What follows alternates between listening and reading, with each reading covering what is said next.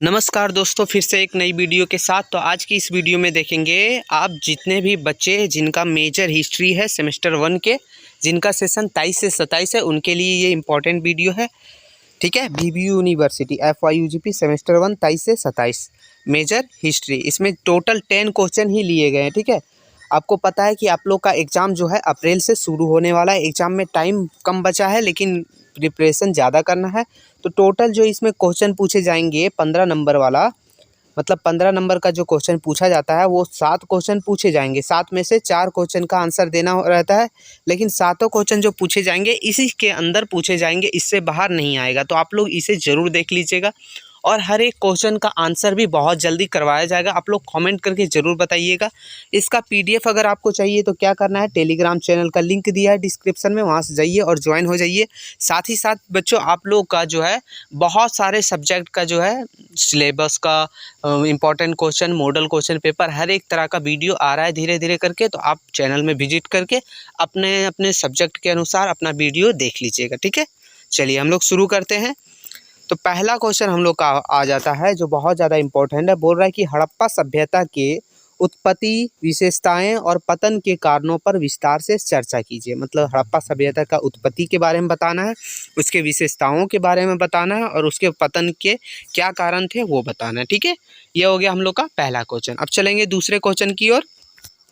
तो दूसरा क्वेश्चन है, बोल रहा है कि वैदिक सभ्यता के सामाजिक, आर्थिक, राजनीतिक और धार्मिक स्थिति का वर्णन करें। मतलब वैदिक सभ्यता का जो सामाजिक स्थिति क्या था, आर्थिक स्थिति क्या था, राजनीतिक स्थिति क्या था और धार्मिक स्थिति क्या था, एक एक करके आपको पॉइंट वाइज करके सबका लिखना है।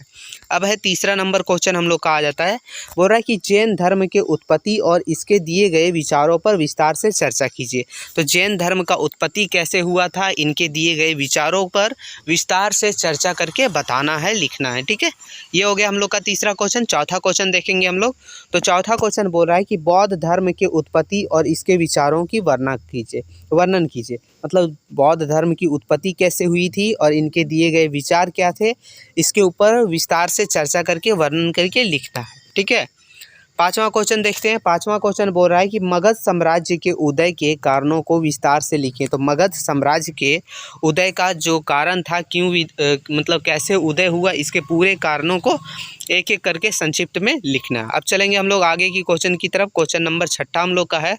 बोल रहा है कि चंद्रगुप्त मौर्य के जीवनी और उपलब्धियों पर प्रकाश डालें। मतलब चंद्रगुप्त मौर्य जो थे उनके जीवनी के बारे में लिखना है और उनके उपलब्धियों के बारे में, मतलब वो क्या क्या हासिल कर पाए थे उनके बारे में लिखना है, प्रकाश डालना है, उनके सारी चीज़ लिख दीजिएगा। ठीक है, चलिए आगे सातवां क्वेश्चन।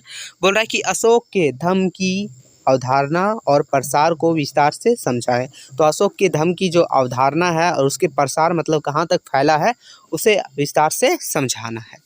आगे आठवां क्वेश्चन हम लोग का हो रहा है कि मौर्य प्रशासन के स्वरूप, अधिकारी और इसके स्रोतों पर विस्तार से लिखे।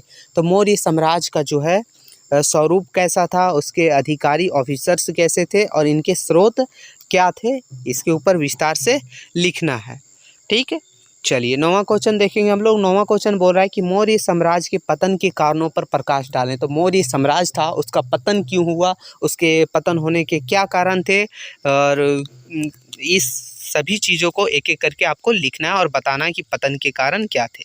और यही हम लोग चलेंगे अब 10वां नंबर क्वेश्चन की तरफ, जो हम लोग का लास्ट क्वेश्चन है। बोले थे 10 क्वेश्चन है, 10 ही क्वेश्चन है, इससे बाहर क्वेश्चन नहीं पूछा जाएगा। बोला है कि मौर्य साम्राज्य के सामाजिक, आर्थिक और राजनीतिक स्थितियों के परिवर्तन पर प्रकाश डालें। मतलब मौर्य साम्राज्य के जो सामाजिक, आर्थिक और राजनीतिक स्थिति थी, वो जो परिवर्तन हो रहे थे उसके ऊपर प्रकाश डालना है, एक एक करके लिखना है संक्षिप्त में। ठीक है, तो यही टोटल 10 क्वेश्चन ही थे जिनका आंसर भी बहुत जल्दी करवाया जाएगा। तो आप चैनल पर नए हैं तो सब्सक्राइब कर लीजिएगा और वीडियो अच्छा लगे तो लाइक कर दीजिएगा और अपने सारे दोस्तों के पास शेयर कर दीजिएगा जिनका जिनका मेजर हिस्ट्री है यानी इतिहास है। ठीक है, फिर मिलते हैं नई वीडियो में, तब तक के लिए जय हिंद।